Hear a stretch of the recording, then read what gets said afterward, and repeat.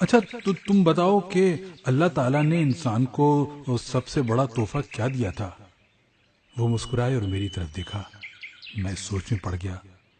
وہ اس دوران میری طرف دیکھتے رہے۔ میں نے تھوڑی دیر سوچا اور عرض کیا، شعور۔ انہوں نے انکار میں سر ہلا دیا۔ میں نے عرض کیا، عقل۔ وہ فوراً بولے، شعور اور عقل دونوں ایک ہی چیزیں ہیں۔ میں نے مزید سوچا اور عرض کیا، آکسیجن، سورج کی روشنی، پانی، خوراک اور جمالیاتی حس۔ انہوں نے نام گردن ہلا دی۔ میں نے عرض کیا، تعمیر کا فن۔ انسان کائنات کی واحد مخلوق ہے جو پتھروں کو ہیرے کی شکل دے سکتی ہے، جو مٹی کا محل بنا سکتا ہے اور جو ریت کے ذروں کو شیشے میں ڈھال سکتا ہے۔ وہ مسکرائے اور انکار میں سر ہلا دیا۔ میں نے اس کے بعد انسان کی تمام خوبیوں اور صلاحیتوں کا نام لینا شروع کر دیا، لیکن وہ انکار میں سر ہلاتے رہے، یہاں تک کہ میں تھک گیا اور بے بسی سے ان کی طرف دیکھنے لگا۔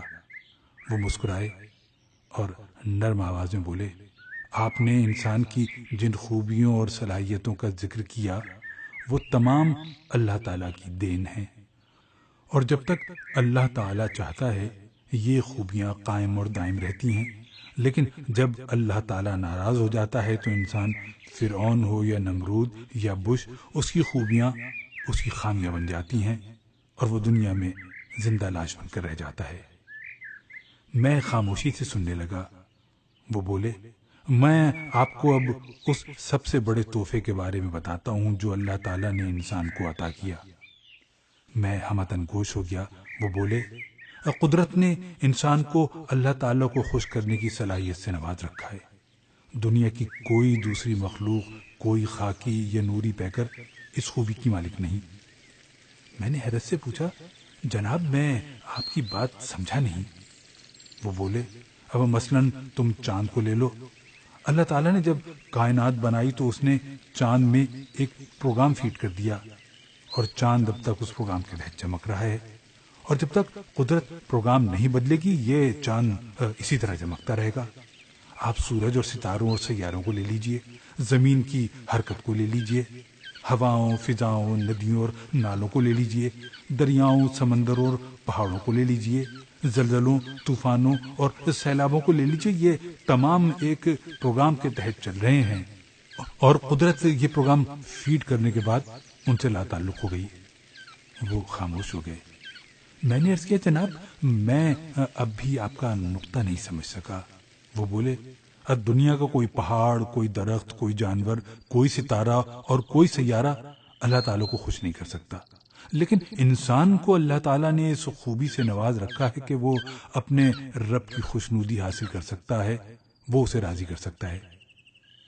میں نے عرض کیا، جناب میں بھی تو یہی آپ سے پوچھ رہا ہوں۔ وہ مسکرائے اور بولے، لیکن اس نقطے کو سمجھنے کے لیے مجھے پیچھے تاریخ میں جانا پڑے گا۔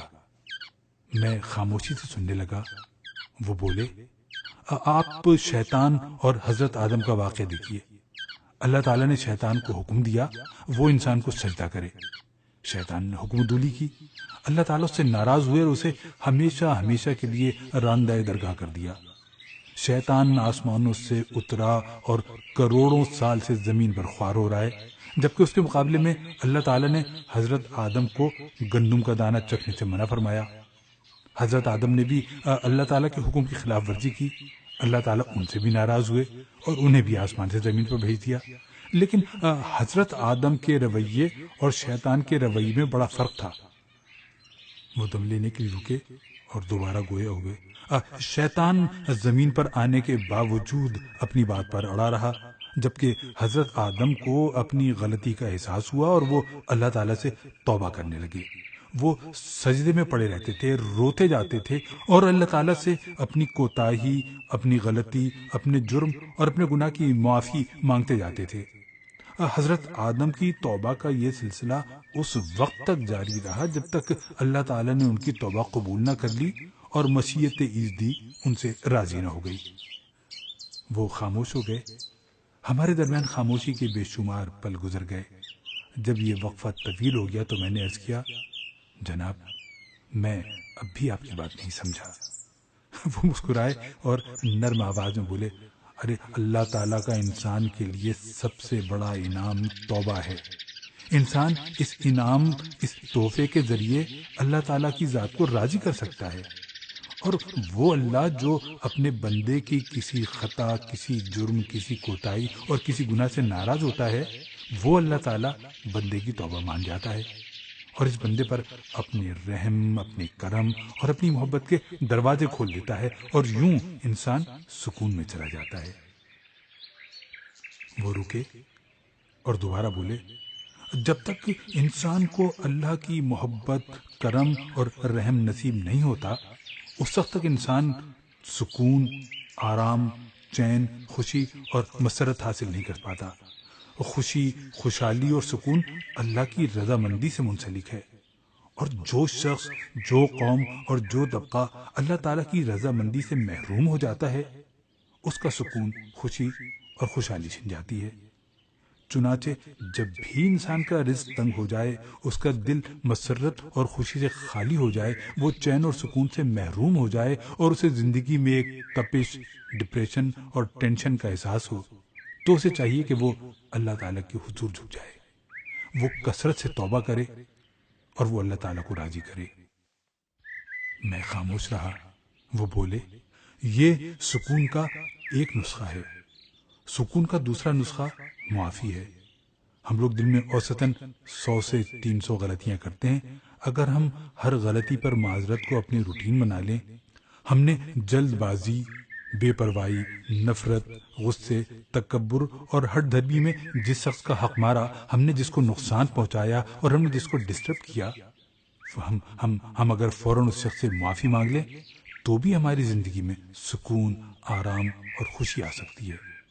ہمیں معافی مانگنے میں کبھی کوتاہی نہیں برتنی چاہیے، کیونکہ معافی وہ چٹان ہے جس کے نیچے سکون، خوشی اور خوشحالی کے چشمے چھپے ہیں، اور جب تک ہم یہ چٹان نہیں سرکائیں گے، ہم خوشی، خوشحالی اور سکون کا ٹھنڈا پانی نہیں پی سکیں گے۔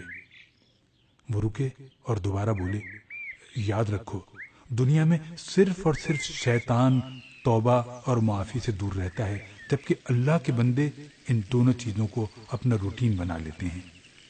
ہٹ دھرمی، تکبر، ظلم، ضد، نفرت اور غصہ شیطان کی خامیاں ہیں، اور جن لوگوں کی ذات میں یہ ساری خامیاں اکٹھی ہو جاتی ہیں، تم کبھی ان کے منہ سے توبہ اور معافی کا لفظ نہیں سنو گے۔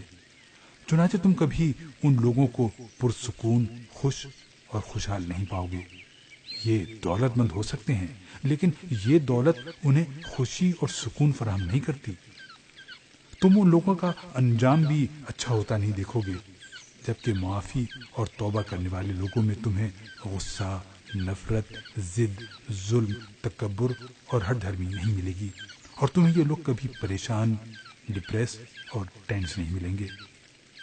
چنانچہ ہر لمحہ لوگوں سے معافی مانگتے رہو اور اللہ سے توبہ کرتے رہو۔